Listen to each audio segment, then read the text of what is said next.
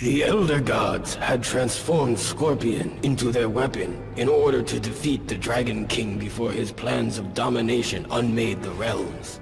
With his enhanced abilities, he tirelessly tracked Onaga through the realms until finally he cornered him in the Nexus. The Dragon King had many allies, but they were of no consequence. It was in fact Scorpion who was the true champion of the Elder Gods, the enforcer of their will. Only he could stop the menace that threatened all that exists. Only he could defeat the Dragon King.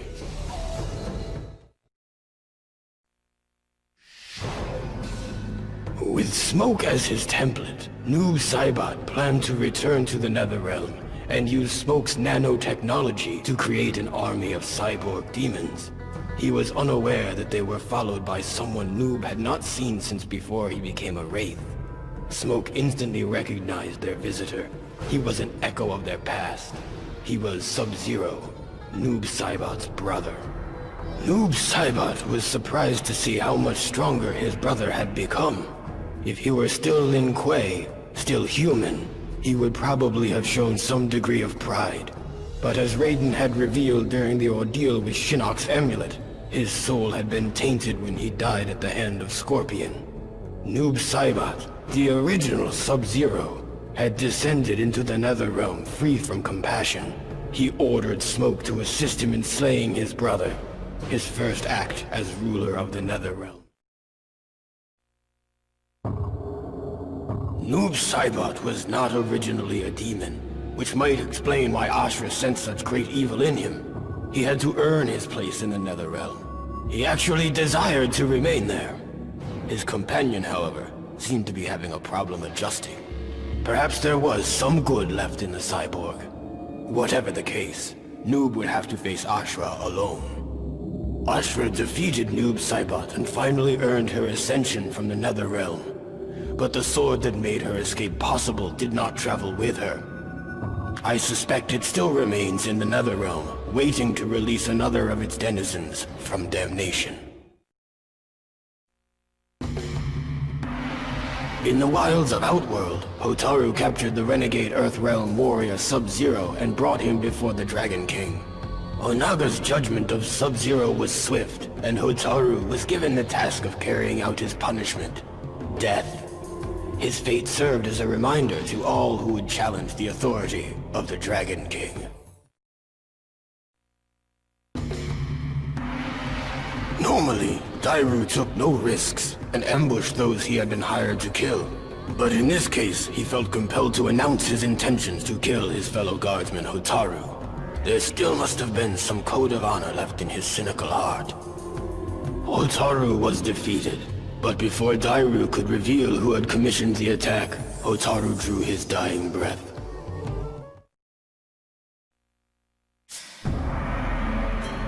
The mercenary Dairu had succeeded in stealing the Declaration of Order and was paid many coins for his efforts. After Darius hid the document, he announced its capture to the world and heralded a new beginning for the realm of Sado. As Darius had predicted, officials were outraged that the Resistance had stolen the most prized possession of the Seidan government. Hotaru was ordered to lead the charge against them. He underestimated their numbers, however, and the Resistance defeated him and his men. The Senate would soon be in the hands of the revolutionaries.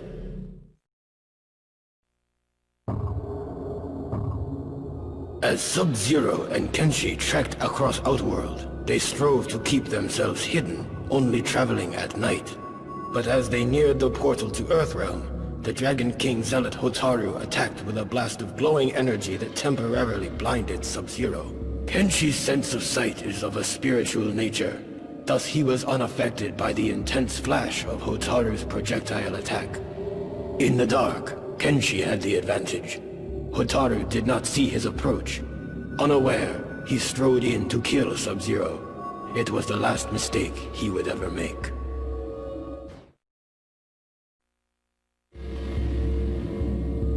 Sub-Zero returned to Earthrealm only to find many of his clan slain by Frost. She had come back to the Lin Kuei Temple with the intention of killing only him, but she was now delirious and saw Sub-Zero everywhere. Sub-Zero blasted her with intense cold, freezing her until she could be revived and cured of her dementia. He laid her on an altar in the chamber of fallen Lin Kuei and sealed the room with a wall of ice. Frost will one day recover. When that day comes, she will have to answer for her crimes against the Lin Kuei.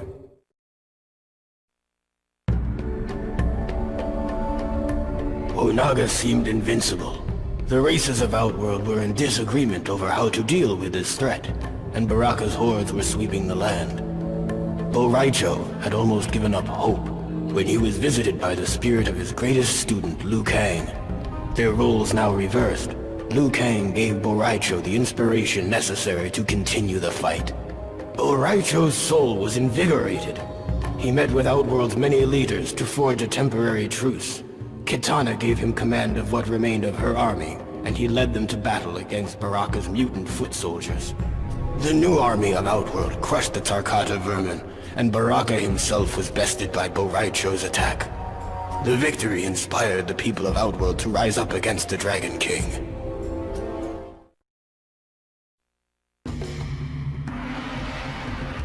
Because it was widely believed that Princess Kitana had slain her many years ago, none were suspicious of the veil Malena wore to conceal her Tarkatan features.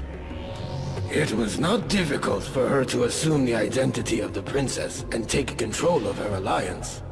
To further conceal her deception, Malena gave command of the armies to Boraicho and instructed him to lead the attack against Baraka's diversionary forces. Baraka's militia had failed to divert the enemy, and to her surprise, was decimated by Boraicho's forces. She then realized that she was in control of the most powerful military force in Outworld and Edenia combined. She had finally achieved her true purpose, her destiny. But Malena could not continue her charade indefinitely, not as long as Baraka knew the truth. She ambushed him in the ancient beetle lair and fed him to a swarm of flesh-eating insects. All hail, Princess Kitana. Baraka assumed that the treacherous Malena had given her armies a powerful magic. They fought with savage brutality, but he could not stop their advance. He vowed that Malena would pay for her betrayal. Baraka's warriors brought word that she had agreed to meet with him in an ancient lair, but Baraka was no fool. He sent another in his place. Baraka's scouts reported that the Earthrealm warrior Sub-Zero was near. He allowed his remaining militia to deal with him and set off alone to ambush Malena. He knew by the scent of Tarkatan blood on her clothes that she had already killed the one he had sent to meet her. But her sense of smell was not as keen as a true Tarkata's. She was unaware of Baraka's presence. He barked her name, and when she turned to face him, he tore her apart.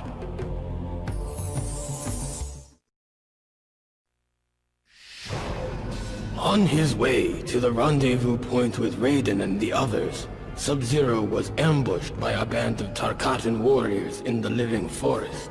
He tried to outrun them, but there were too many. He was quickly surrounded.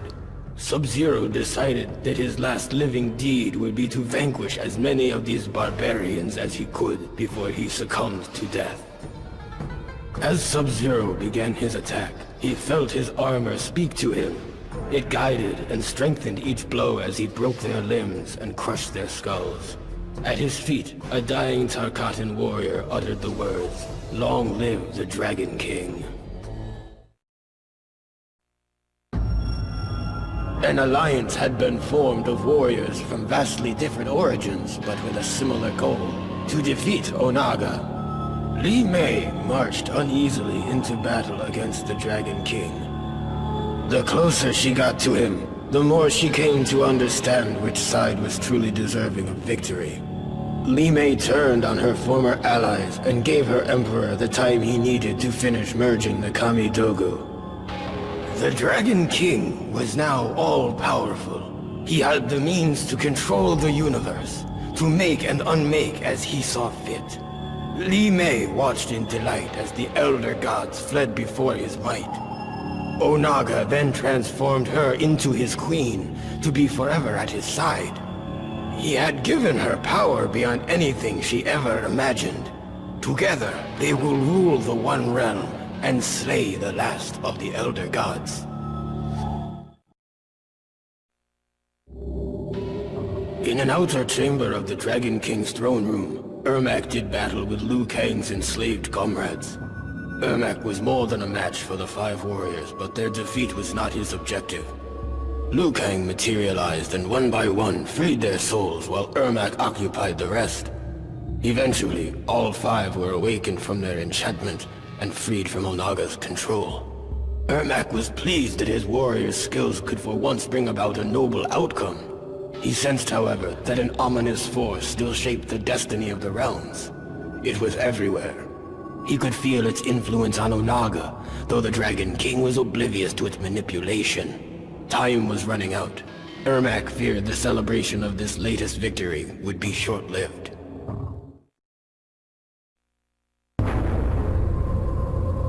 The Dragon King had defeated us all, save one, Jax. And though I had absorbed the fighting abilities of those who had aided me, I lacked the raw anger that propelled Jax into battle. Brutally pounding Onaga into submission, Jax finally ended the conflict by embedding a Kamidogu in the would-be ruler's head. Where he summoned so much rage from, I cannot say. I only hope that his anger is finally purged.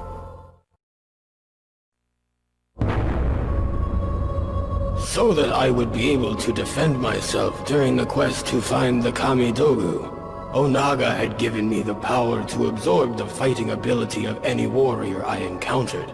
But his gift would prove to be his undoing. The warriors in Outworld were in disarray.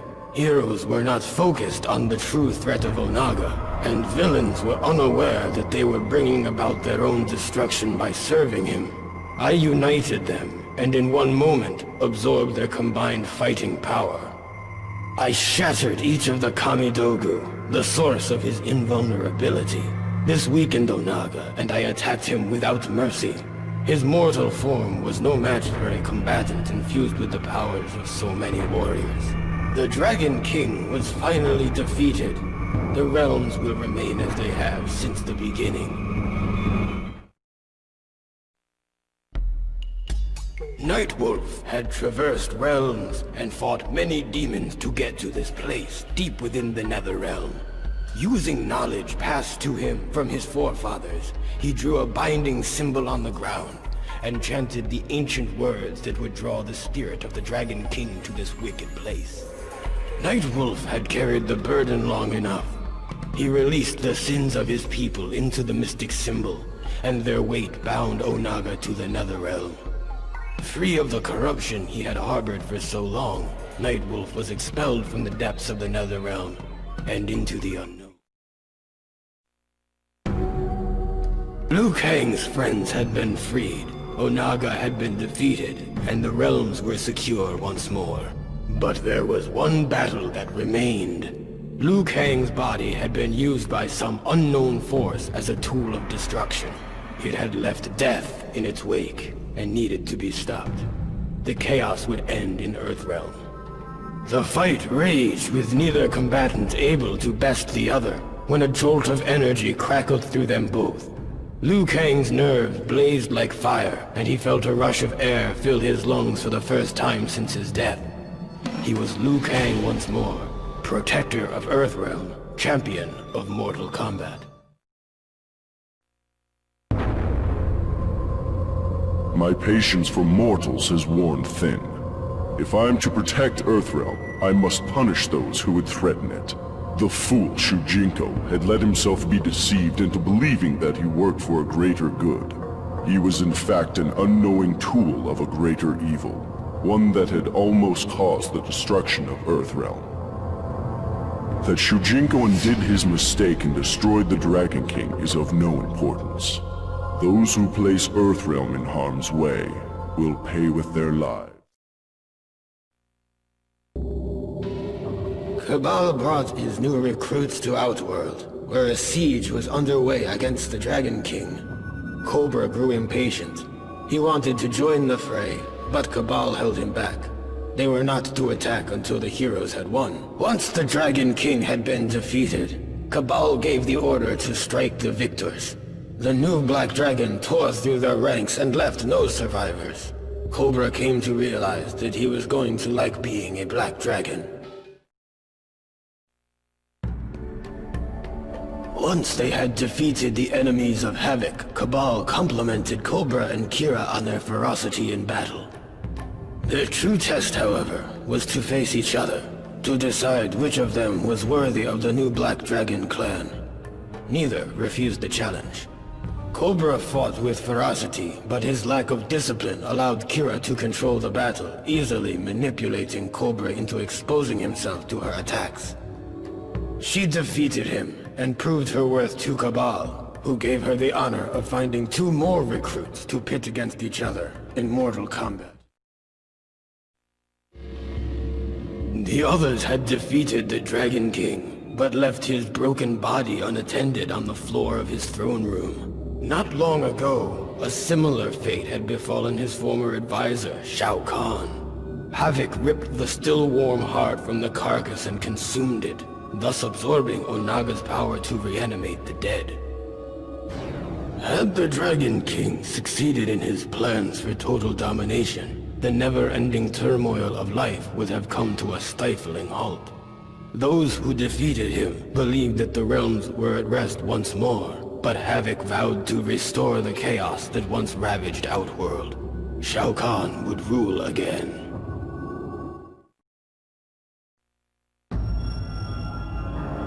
Havoc had given Cabal's new Black Dragon recruits a task. Lure the heroes away from the Dragon King's corpse while he somehow retrieved the heart. And with it, Onaga's power to raise the dead. Apparently, Onaga's ancient army had only been invincible by means of constant resurrection during battles. The power to raise the dead would prove quite useful to the Black Dragon clan. Cabal slew Havoc and took the Dragon King's heart for himself. Havoc was most impressed.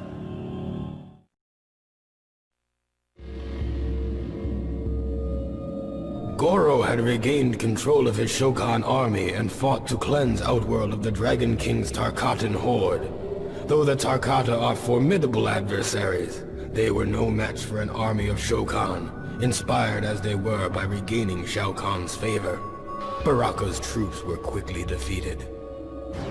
Goro had proven himself a powerful ally of the Emperor, but Shao Kahn had given the Shokan much in his return to power.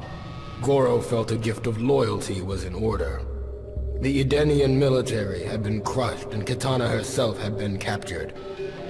Goro brought her before Shao Kahn and sacrificed her as an offering of fealty to the once and future Emperor of Outworld.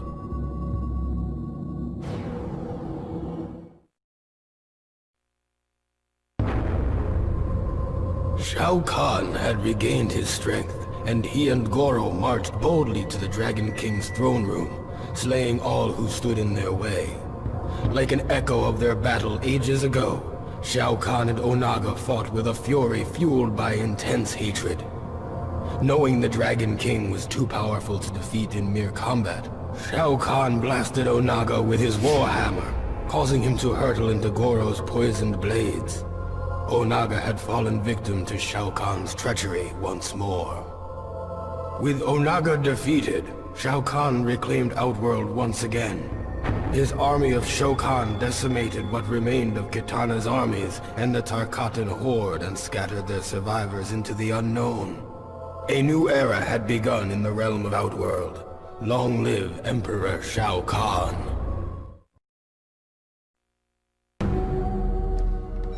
In Edenia, Tanya had located the ancient texts that described the process by which to fuse the Kamidogu into one. With this information, Onaga was able to create the One Kamidogu, a tool of unspeakable power. As the Dragon King was distracted, reveling in his victory, Tanya seized the opportunity to snatch the Kamidogu from him, thereby obtaining godlike power. She destroyed the Dragon King and became ultimate overlord of the realms. The traitor Tanya had given the Dragon King the information he needed to finish merging the Kamidogu. But before he conquered all the realms, Jade would see Tanya dead. Jade had allowed Baraka's soldiers to capture her, feigning defeat in battle. As Tanya approached her prisoner, Jade waited for the right moment, and threw a glass orb filled with concentrated Sarkata essence at her. The glass broke, splashing its contents across Tanya's body. Baraka and his vile savages worked themselves into an uncontrolled frenzy. They perceived Tanya to be a rival male, and instinctively attacked. I doubt she survived the encounter.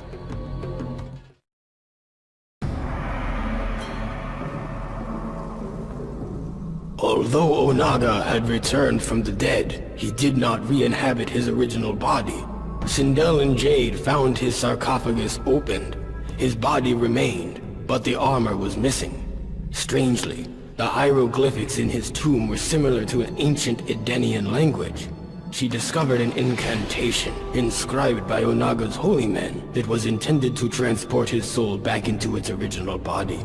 As she was memorizing the spell, Onaga emerged from the shadows. Onaga could have defeated both Jade and Sindel, but instead he took sadistic pleasure in unleashing Katana against them. He was a fool. Jade held off Katana while Sindel thrust her Kwandao into the heart of the corpse. As she screamed the ancient incantation, Onaga's soul leapt from Reptile's body into its intended vessel. The corpse came to life and cried in agony as the Kwandao prevented its heart from reforming. Sindel held the blade firmly in place as Onaga returned to the cold sleep of death. With the Dragon King defeated, the realms were safe, and Sindel's daughter Katana was free from his spell. May Edenia know peace once more.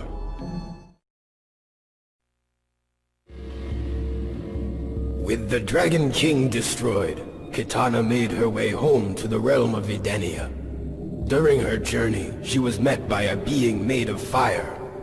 He informed Katana that her premonition of a looming conflict was correct, and that she must unite the forces of good for a coming battle to preserve the realms. Disheartened, Katana fell to her knees. "When will it end?" she cried. "Every victory leads to more conflict and greater adversaries." Blaze simply replied, "If all goes as planned, your enemies will be destroyed." Blaze had completed the first of his duties. Soon he will begin the second, to lure warriors to the final battle. There they will challenge him, hoping to attain godlike power from his defeat. The arrogance of these warriors will be their downfall, for only a son of Edenia can unleash the true purpose of Blaze.